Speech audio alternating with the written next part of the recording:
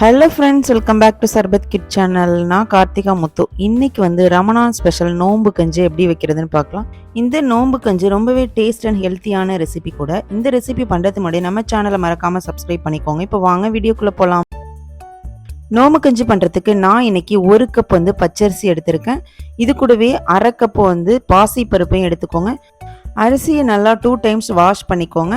அப்புறம் நல்ல தண்ணி ஊற்றி ஒரு 5 நிமிஷம் நல்லா அப்படியே ஊற விட்டுருங்க. நெக்ஸ்ட் அடுப்பை பற்ற வச்சு ஒரு குக்கரை போட்டுக்கோங்க. இதில் வந்து 1 ஸ்பூன் ஆயில், 1 ஸ்பூன் நெய் சேர்த்துக்கோங்க. எண்ணெய் சூடானதுக்கு அப்புறம் ஹோல் கரம் மசாலா, பட்டை, லவங்கம், பிரிஞ்சி இலை, கடல்பாசி இது எல்லாத்தையும் 2 பீஸ் எடுத்து போட்டுக்கோங்க. இது கூடவே 1/2 ஸ்பூன் ஜீரகம், 1/2 ஸ்பூன் வெந்தயம் இது எல்லாத்தையும் நல்லா பொரிய விட்டுருங்க. வெந்தயம் ஜீரகம் நல்லா பொரிஞ்சதுக்கு அப்புறம் 2 மீடியம் சைஸ் வெங்காயத்தை நல்லா ஸ்லைசஸாக கட் பண்ணி போட்டுக்கோங்க. நெக்ஸ்ட் பச்சை மிளகாயை போட்டுக்கோங்க. நெக்ஸ்ட் ஒரு தக்காளி பழத்தை நல்லா சின்னதாக கட் பண்ணி போட்டுக்கோங்க.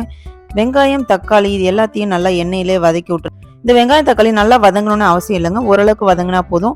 இப்போ 1 ஸ்பூன் இஞ்சி பூண்டு பேஸ்ட்டையும் போட்டு நல்லா வதக்கிக்கோங்க. இந்த நோம்பு கஞ்சிக்கு இன்னும் கொஞ்சம் வாசம் கொடுக்கறதுக்காக புதினா இலை கொஞ்சம் போட்டுக்கோங்க. இது எல்லாத்தையும் நல்லா வதக்கி விட்டுருங்க. வெங்காயம்லாம் கொஞ்சம் வதங்கினதுக்கு அப்புறம் இப்போ வெஜிடபிள்ஸ்லாம் ஆட் பண்ணிடலாம். நான் இன்னைக்கு கேரட்டோ பீன்ஸையும் போட்டிருக்கேன். ஸோ உங்ககிட்ட என்ன காய்கறி இருக்கோ அதையும் போட்டுக்கோங்க. வெஜிடபிள்ஸ்லாம் நல்லா வதங்கினதுக்கு அப்புறம் தண்ணி சேர்த்துக்கலாம். கஞ்சி அப்படிங்கிறதுனால தாராளமாக சேர்த்துக்கோங்க. நான் 1 கப் அரிசிக்கு 4 கப்பு தண்ணி சேர்த்துருக்கேன். இது கூட தேவையான அளவுக்கு உப்பு போட்டுக்கோங்க. அந்த தண்ணி நல்லா கொதிச்சதுக்கு அப்புறம் நம்ம வாஷ் பண்ணி வச்சிருந்த அரிசியையும் பருப்பையும் அதில் போட்டுக்கோங்க. இப்போ அரிசியை நல்லா மிக்ஸ் பண்ணி விட்டு மூடி போட்டு ஒரு 5 விசில் விட்டு எடுத்துக்கோங்க. அப்பதான் கஞ்சி நல்லா வெந்து வரும். இப்போ ப்ரெஷர்லாம் போனதுக்கப்புறம் குக்கரை ஓப்பன் பண்ணி பார்த்துடலாம். இப்போ வந்து அந்த அரிசியும் பருப்பும் நல்லாவே குழஞ்சிருச்சுங்க. இன்னொரு டைம் இந்த கரண்டியை வச்சு நல்லா மிக்ஸ் பண்ணி விட்டுருங்க, நல்லா குழையட்டும். நோம்பு கஞ்சிக்கு டேஸ்ட் கொடுக்குறது தேங்காய் பால் தாங்க. ஸோ லாஸ்ட்டாக சேர்த்துக்கோங்க. நான் இன்னைக்கு ஒரு தேங்காவை பால் புழிஞ்சு வச்சுருக்கேன். ஸோ அதையும் ஊற்றிக்கலாம்.